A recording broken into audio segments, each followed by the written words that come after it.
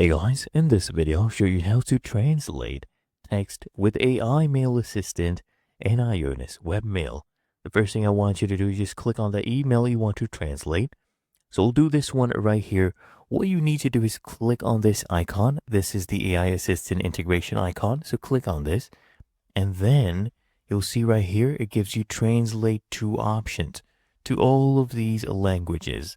So choose the language you want to translate to. Let's go ahead and translate this one to English. So just click here on English and it will automatically translate. As you can see right here, it even translates the subject. Okay.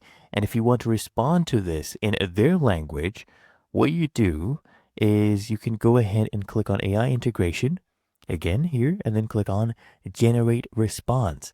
And we can go ahead and translate to their language. So the language we detected, it was Spanish, right?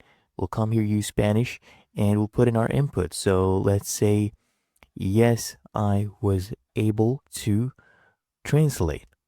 Okay, that's our response. And then we'll click on generate and it'll give it to us in Spanish.